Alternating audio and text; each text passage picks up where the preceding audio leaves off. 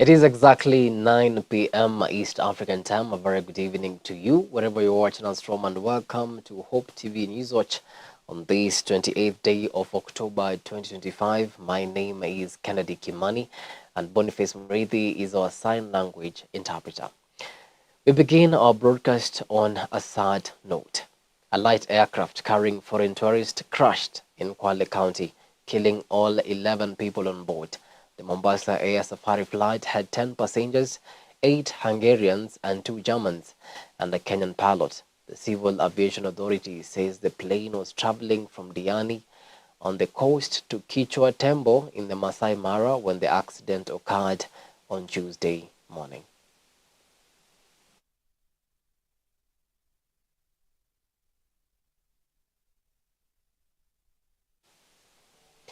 Quite a sad incident right there. May their souls rest in peace.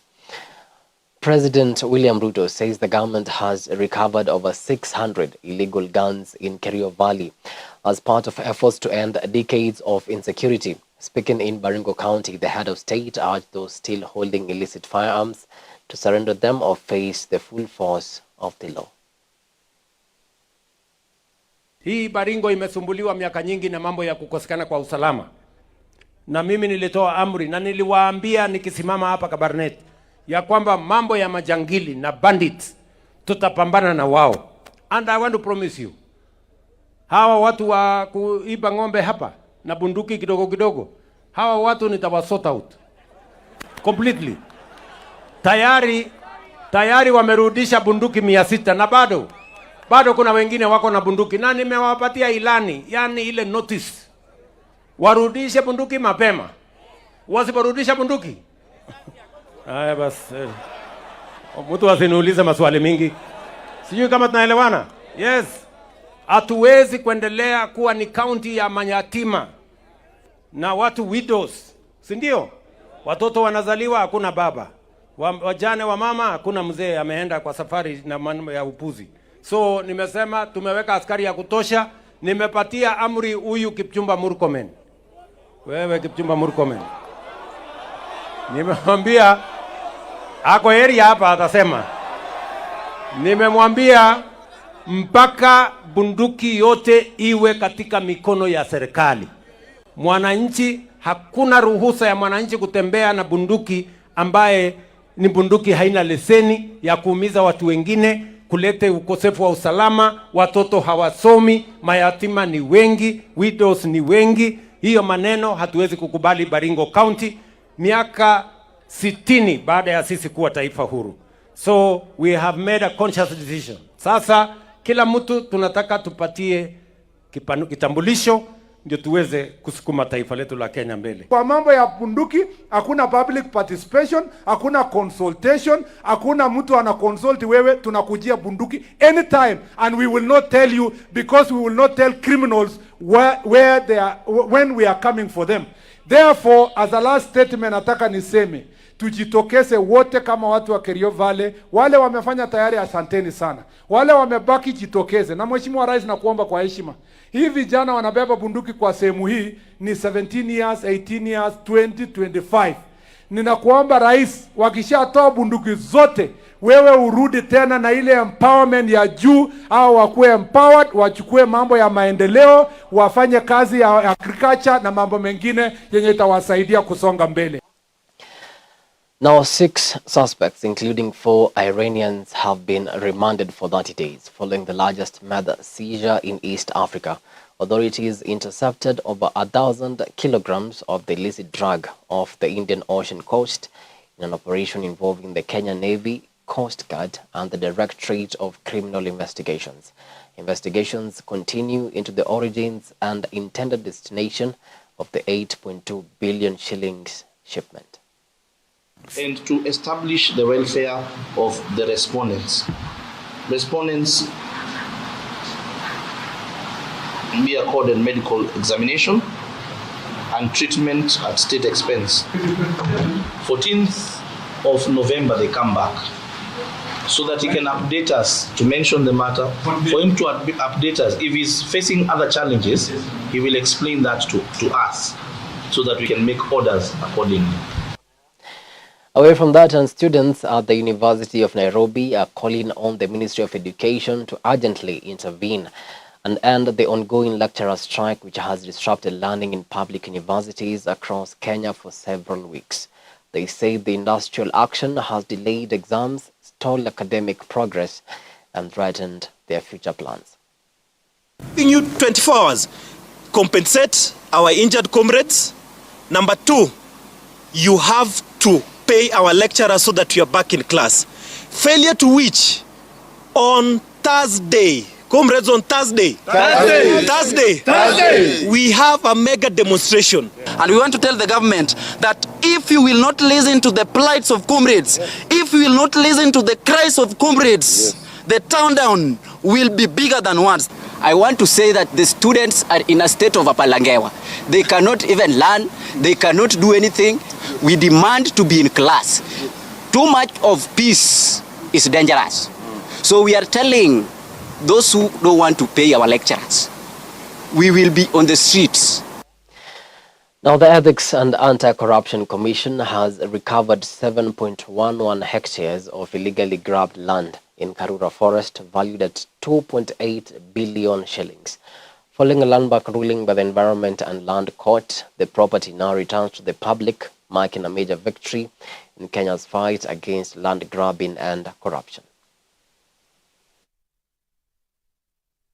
The Ethics and Anti-Corruption Commission interacted with this case from 2007. So we have been in court for 18 years. On 23rd of October this year, we've won this particular case, and this parcel of the 2 parcels of land, which was later amalgamated into one, was recovered back to the public. And we will ensure that we recover all assets that are illegally allocated, whether presently or in future. And we want to,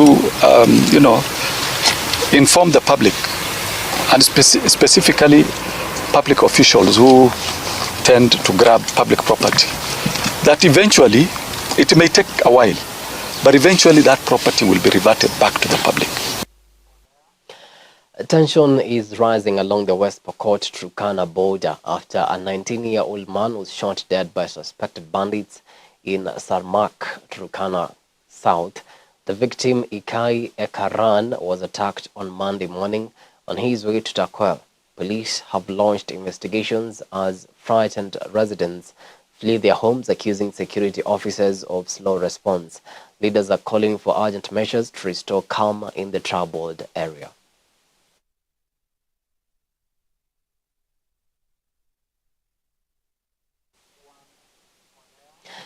The Koguta community in Mohoroni, Kisumu County is decrying what they term as illegal grabbing of 2 parcels of land allocated to them by the government in 2019. The elders claim the land identified as parcels 3977 and 3978 was officially granted to them by the National Land Commission, but has since been taken over by unknown individuals. They are now appealing to the national government to step in and resolve the ownership dispute before it escalates further. On the 2 parcels of land that the National Land Commission gave them back under historical land injustice. This was done on 1st March 2019. But to date, nothing has happened. The Ministry of Lands, who was addressed to take care of our issue, has gone silent. The most surprising thing is that when the government came up with the process of leasing the sugar mills within the sugar belt, part of the agreement, which is unconfirmed, is that the land that were returned to us also was included in the lease agreement. The leasee has gone all his way to ensure that the wealth on the 2 parcels of land are harvested and money taken to their bank accounts at the expense of members of the community who are supposed to be the beneficiaries. Ambaye walilete Kipchimchim group kuingia factory. Je, walipolete huyo alijua ako na land grabbers ndani yake ama hakujua? Alipewa these 2 parcel ama hakupewa? Na kama alipewa factory, amerukaje kama Kiloboto paka kwa 3978 and 3977? Anafanyia nini? Crossing borders now, and Ivory Coast President Alassane Ouattara has won a 4th term in office, securing nearly 90% of the vote. The 83-year-old's victory was largely expected after his main opponents were barred from running. Ouattara has led the country through relative stability and steady economic growth, particularly in the world's largest cocoa-producing nation.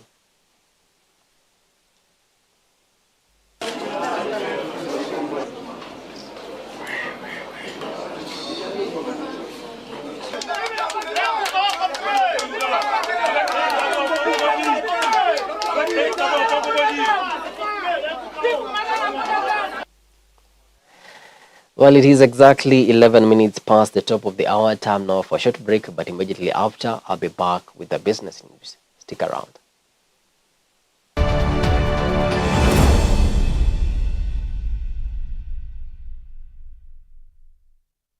Get ready for an unforgettable worship experience. Hakuja kuwa, hakutakuwa. Niwe nina hitaji. Mimi nataka ushirika na wewe. Every Sunday on Ultimate Worship. Ainuliwe Mungu wetu.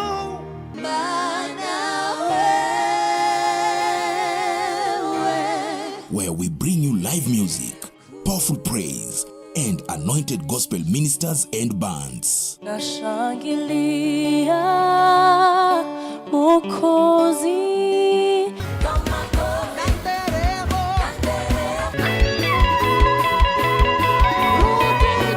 Join us every Sunday, 7 a.m. to 8 a.m. with a repeat at 6 p.m. to 7 p.m. Everywhere I go, I see you right there. It's not just music, it's worship unleashed. It's ultimate worship. You're too faithful to fail me. Only on Hope TV, where you look and live.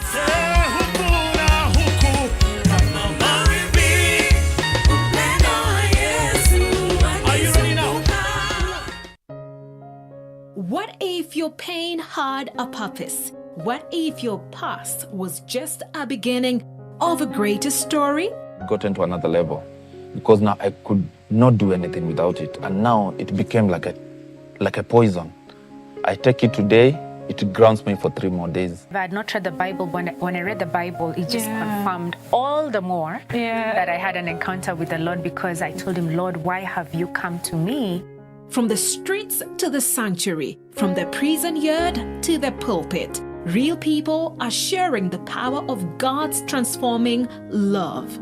No matter where you've been, God can rewrite your story. So I got him, I just called, and by luck, he picked up the phone. I explained everything and what I was feeling. Wow. He started praying in tongues immediately over the phone, and that thing, whatever it was, it stopped. Join me, Sharon Aitore Wanganye, for Testify every Thursday at 8 p.m. as we listen through the journey of hope, healing, and redemption through the voices of people just like you. And when you're running away from God, there's only the fire you can run. Yeah. I stand here as a witness that God catches up. These aren't just stories, they are testimonies. Don't just watch. Testify.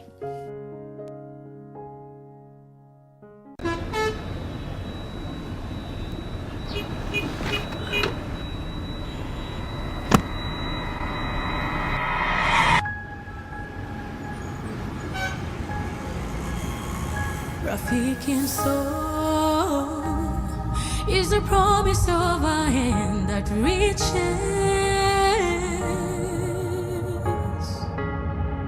and goes beyond what angaza tumaini kote.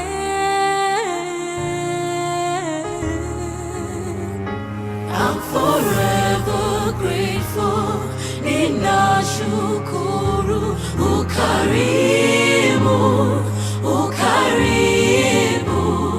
I'm forever grateful.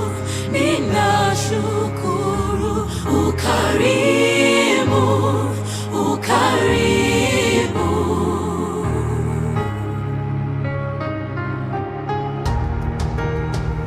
Rafiki soul is a promise of a hand that reaches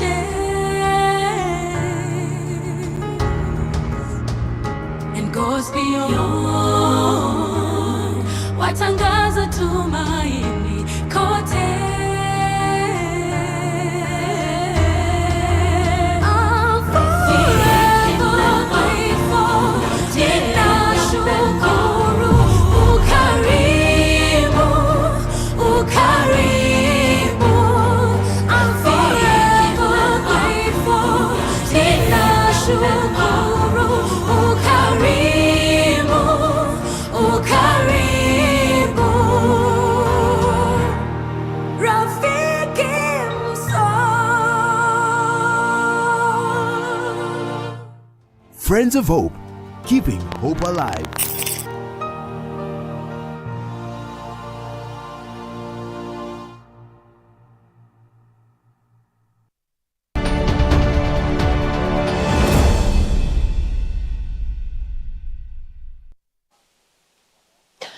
Welcome back. You're watching Hope TV Newswatch, and thank you so much for staying with us. Now let's get down to business. First Lady Rachel Ruto is calling for urgent investment in clean cooking technologies to replace firewood use in schools, prisons, and public institutions. Speaking at a high-level summit in Nairobi, Rachel Ruto warned that continued reliance on firewood endangers health, forests, and the climate. She reaffirmed Kenya's goal of universal clean cooking access by the year 2028, calling it a promise to protect families from the hidden cost of smoke-filled kitchens.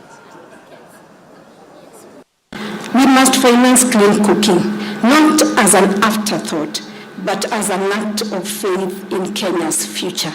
We have already begun. What we need now is partnerships and scale. Each of us in this room, governments, banks, philanthropists, and investors hold a piece of the solution. Our task is not just to mobilize funds, but to redesign our financing logic from isolated projects to coordinated country-led programs, from promises to measurable progress, from pilots to platforms that deliver at scale. Let us dream and act boldly enough to end the toxic smoke that still fills our kitchens. When we finance clean cooking, we finance better health, stronger education, greener forests, and a more equal Kenya. Moving on swiftly, Arise Integrated Industrial Platforms Kenya CEO George Olaka says the firm is confident of reviving a Eldoret-based Rivertex after years of financial struggles. Under a new 21-year lease agreement with the government, Arise IIP Kenya has taken over the textile company's operations. Olaka has assured that Rivertex remains state-owned and expresses optimism that the plant will soon return to full production if the new deal is honored. I need to make it clear that Rivertex hasn't been privatized, it hasn't been sold. Rivertex assets have been leased to Arise IIP to manage, to revitalize, and to kickstart what we call the CTA, Cotton, Textile and Apparel Value Chain. But I've also said that Rivertex output is in the region of $20 to $25 million because it's a very small plant. But if that concept can be proven that it can work for Kenya, then we are looking at a much bigger investment scale coming into the country than just Rivertex. So I don't want us to focus on Rivertex as a project or that it will be a failed project. I think the intent is much bigger than Rivertex.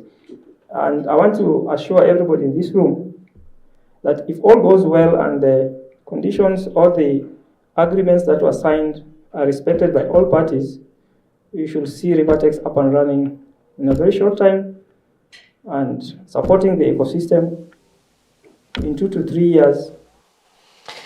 Now, the Kenya National Chamber of Commerce and Industry is spearheading a new drive to boost local egg production and reduce dependence on imports. Currently, Kenya produces about 4 billion eggs annually against a demand of 9 billion, creating a shortfall of 5 billion eggs every year. KNCCI says the initiative will support local farmers with training, access to quality feed, and better market linkages. This partnership will not only focus on poultry farming, but we're also going to look at agri-imports and exports between Kenya and South Africa.